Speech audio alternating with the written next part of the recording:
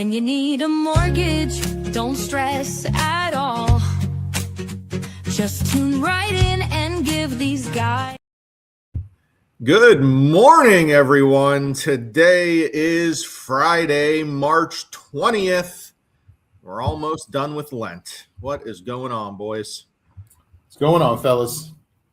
Nothing. I'm not trying to speed that up. Fish Fridays are going to go out the window. We know how popular they are in the Pittsburgh area. So where are you guys going today? Well, Tom, I did see on a local sports podcast or radio show this week, they had a little call in to debate, are the fish fries getting too expensive? They're saying that the churches must be dipping their fish in gold because some of these fish fries are out of control.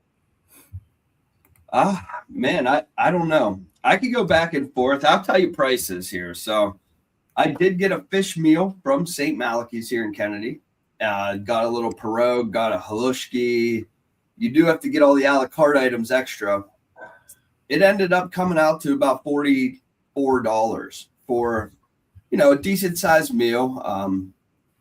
Did have a little bit of leftovers, but if you're really looking for a deal, you're an Aldi or a Dollar General shopper, you like the Dollar Tree, head on down to Jabby Joe's in McKees Rocks because they got a fish special. You get one extra bun with it.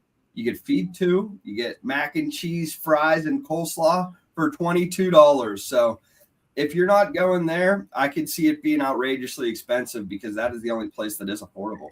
I think that's the problem right there. I think everyone's used to hearing fish fry like $9. Let's go get a fish sandwich. But when you're saying $40 for my fish sandwich, that is, again, I get they're big fish. It's what the market costs. But I'm just saying, I don't know.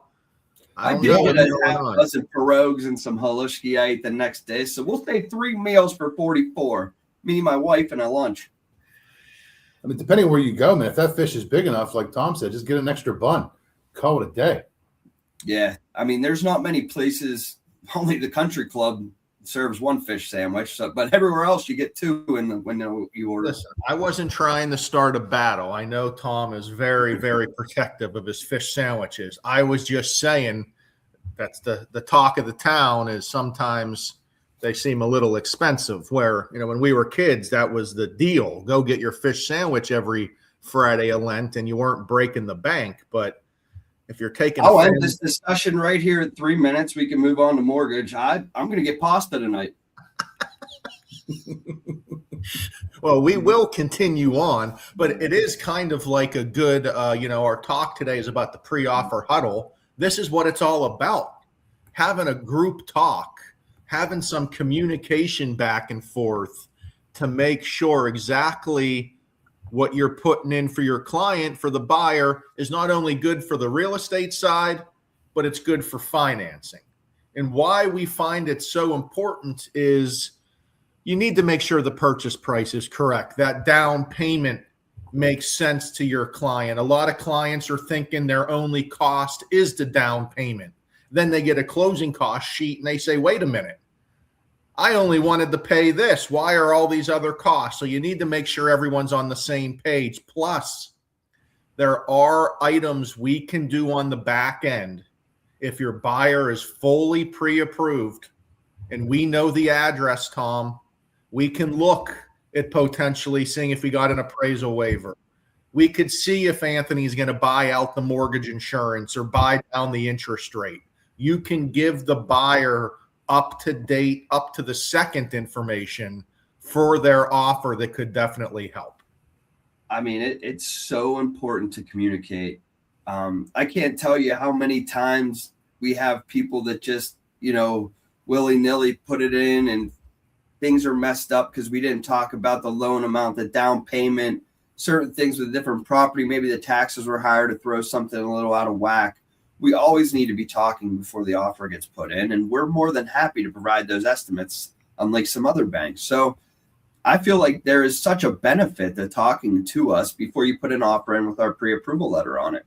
It also is so much easier when we know that the buyer is fully working with us and we could then manage and work around that buyer's problems or figure out a solution to make it work best for them. When they're shopping us, all we're doing is trying to show a low rate because that's typically what they're shopping. But we could actually get really creative when we have a buyer working under us and wants to work with West Penn. And Anthony, the appraisal waiver is available for any client that's going for conventional loan with at least 10% down. In this market, that is a lot of buyers that have a potential at an appraisal waiver that their agent does not know at the time of offer if they're getting an appraisal waiver or not, where if they do the pre-offer huddle, if they work with us, we would be able to let that agent know if an appraisal is going to be needed before they even put the offer in.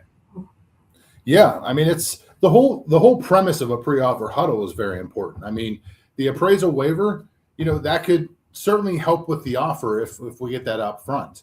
But more importantly, we're actually going over the options to be able to finance this property in depth with the client. So many people rely on the agent to give financial numbers and advice, and that's the wrong thing. They don't work for the bank. They're not offering financial solutions.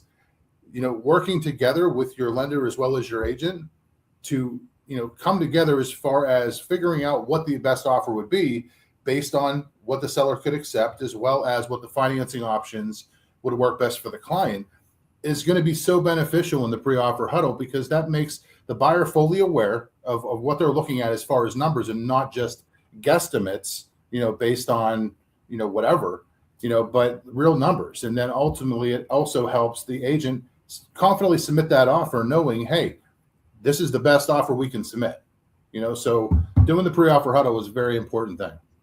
And another thing that will come up all the time is the seller assistance talk. Okay, can we get seller assistance? Can we not get seller assistance? Do they need it without even talking about it? This buyer doesn't have an option. We have to go in with it. Can we go over asking? Will it appraise? All of these conversations can happen when buyer, agent, and loan officer are all together. They can't happen unless everyone is talking and communicating, because we need to know all sides of the information.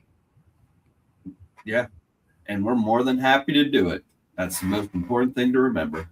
I mean, there's just so many things that pop up we see. I mean, property taxes can be wrong, where now the buyer's putting in an offer where they think the payment's going to be different. So now we get an offer accepted, and now they want to terminate because they didn't have the proper information on the monthly payment. I actually just had one of these earlier this week. I was writing up an offer for somebody, or they were writing up the offer, but I was doing the estimate and I'm running the taxes. $748 they had in there for the taxes on this $160,000 property. I was literally in shock that the listing agent had that in there. But, as we go and calculate the taxes, I figured out that they were about $1,200. But I also, in that pre-offer huddle, when talking to them and talking to the agent, we were able to let them know that those taxes would double possibly. So that buyer was informed and know exactly what's going on with that offer, because some things can come up.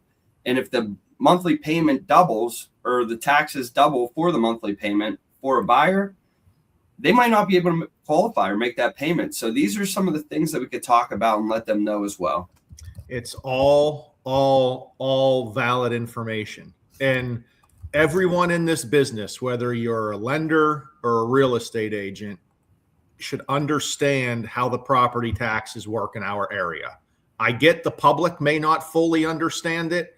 It's not rocket science. It's pretty easy to look at assessed values, to understand common level ratios, to see if your buyer's at risk of having taxes shoot up after closing. And it is our job as real estate agents and loan officers to inform the clients of what can happen. Some buyers may be fine with that, but it's the buyers that close, and right after closing, they get information that they should have had through the transaction that this could happen to them. So we are very, very, very happy to talk things over. It only makes the transaction smoother if we have a pre-offer huddle before that offer goes in. Yeah, only makes sense. So that's it. If you need anything, give Ant a call. He is an architect of the pre-offer huddle. He has created this. He has been pushing it for years and years and years. We're just hopping on his back and trying to get it out to the masses because, again, communication is a key, Anth. And if we get it from the beginning, you're going to have a smooth transaction. Yeah. Yeah. Don't lose the deal because the client gets bad info. So, work with your lender, get the actual options to help you succeed with your offer and the buyer getting it accepted. So there we go. Have a great weekend. Everyone traveling to Nashville, be safe. Hopefully TSA isn't too mean to you. And we'll see everyone next week. guys. Thanks. Later. Later. Tom Ryan